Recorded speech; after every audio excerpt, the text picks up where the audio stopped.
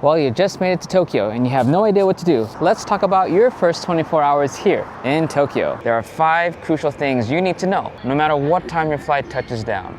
These are the absolute non-negotiables to get you grounded and ready to explore. So let's tackle these essentials one by one. Let's get into it. So you finally made it here to Japan, you've made it through the airport, whether you hopped on a train or a bus, you finally made your way all the way down here to Tokyo. Now the moment you step off the train or step off the bus, there's probably a million things going on through your mind. You're feeling a lot of joy, you may be getting sensory overload, you may even feel a little bit overwhelmed. This is all very, very brand new to you.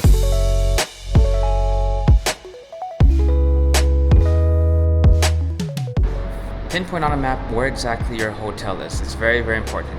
Know what station is close to that hotel so you can get there easily. Your hotel is going to be your home base. It's where you're going to be spending the next couple of days. It's also going to be your main area of operation. So make sure you know exactly where your hotel is.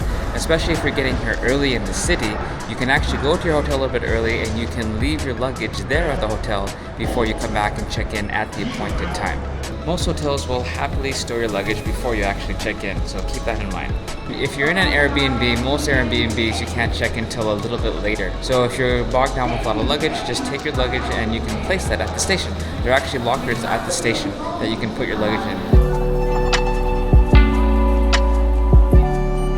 The best way to get around the train is this: know your home base. Know where you start. And then from there, see all the wonderful places you can go. And of course, the train line, there's the JR line, there's the metro, there's the toy line, and there's a whole bunch of other private little lines that will take you out to the suburbs.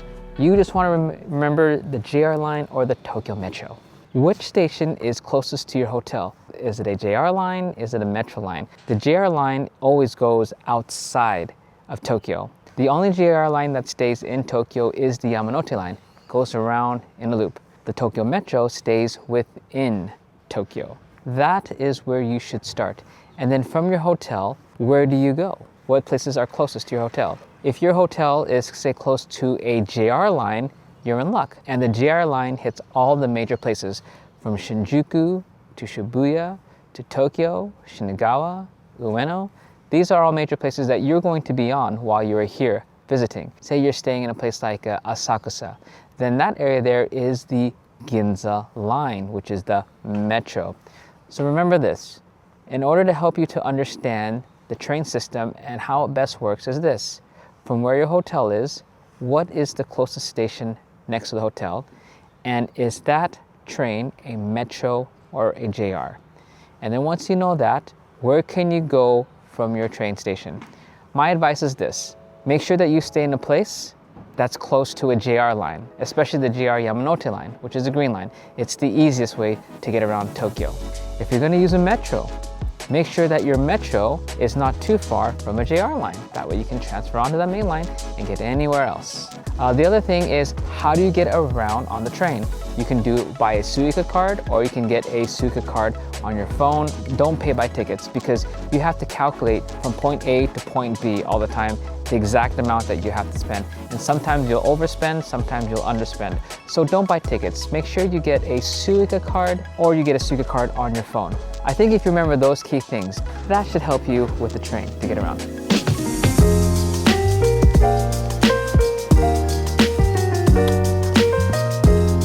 Right, next thing, let's talk about money. Now, if you're at the airport and you exchanged a little bit, that's great. So you got a little bit of cash on you. If you got enough to get through, that's great. If you need to exchange a little bit more money, probably some of the best places to exchange money within Tokyo is around Shinjuku Station on the south side, and definitely around Shibuya. Shibuya has some great places to exchange money also. I definitely would recommend avoiding little exchange machines. If you use an exchange machines tend to have larger rates, so I'd say avoid those. Cash. Now, if you want to pull out cash, ATM machines are a great place to pull out some money. 7-Elevens are a great place to pull out some cash. Other places help you pull out cash is ATMs that you would find at a post office. I would say ATMs at post offices have the best rates. If you are by a post office, I would recommend post office to pull out money. Definitely the best place to pull out money. And this should take care of your money situation.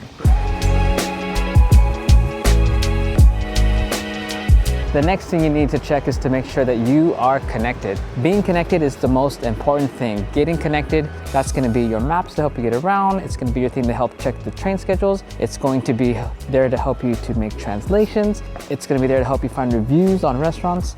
You've got to be connected. There are several places where you can get an eSIM or a SIM card. Probably a convenience store would be the first place you want to check, but not all convenience stores will have eSIM cards or SIM cards.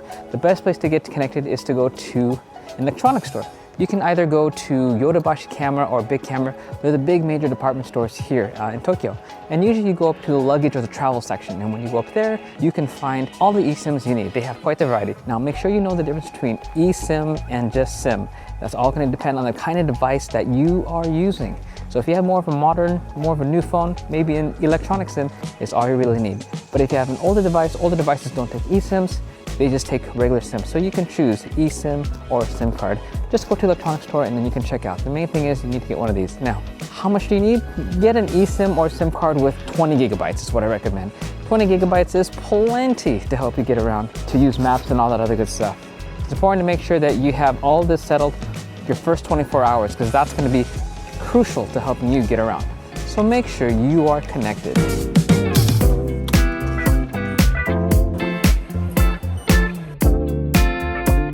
And of course, lastly, the most important of them all, get some food, get some water, get yourself hydrated. You've just traveled what, 10, 12, 14, 15 hours. Some of you out there have traveled for over almost a day just to get here to Japan. You just got here, you're tired, hungry, you're running around, so many things going on. Make sure you get some food in you. Stop at a convenience store. Convenience stores, get a rice ball, grab some chocolate almonds, all those good things. So just make sure you have a little bit of food in you and you have some water. It's so essential that you get some food while you're here, and that way you'll have energy to take on the rest of the day. Are you planning a trip out to Japan, trying to figure out how to put together your itinerary and you're not exactly sure where to start? Well, look no further. You can connect with me at farsightjapan.com, and I will help you build an itinerary geared to the things that you want to see, and of course, sprinkle in a little bit of the places that I know to enhance your experience here. So if you're looking for help and some guidance as you're planning your trip to Japan, connect with me at farsightjapan.com, and I look forward to helping you plan your trip out here to Japan. So without further ado, back to the video. All right, now that we've covered the 5 key essentials, the time of day you arrive here also determines what you do next. Let's say you arrive here in Tokyo late. It's past 8 p.m. You just made it to your hotel. You've been flying for like 12, 15 hours. You're tired, you're exhausted. Tell you what, if you got here past 8, go to the hotel, check in your bags, go to your room, put things away, take a nice shower, go to sleep. That's all you gotta do, and rest. Tackle everything else the next morning.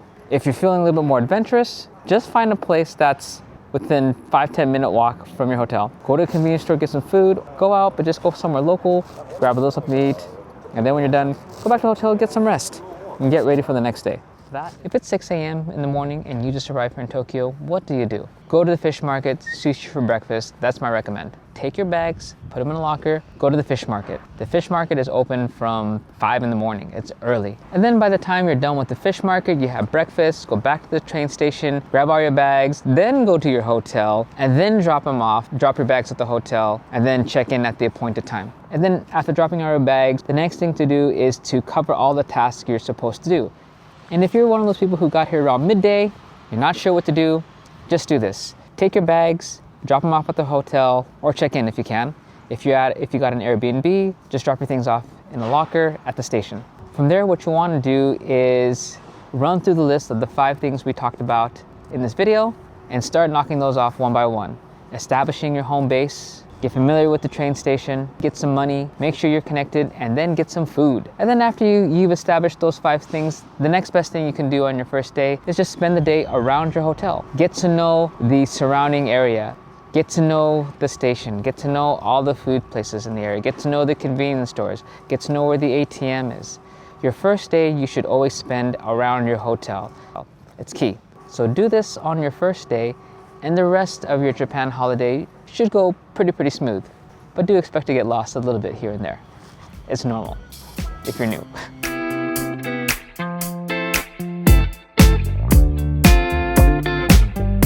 And thank you for watching today's video. If you found the information in this video super useful, show me some love by hitting that like button. And if you have any questions on some of the things that we talked about today, do comment below. I'll be more than happy to answer your questions. And if you haven't already, do subscribe to the channel to discover more wonderful things about Japan. And if you want to watch more videos on Japan, click here. That was a lot of fun. I'll see you on the next round.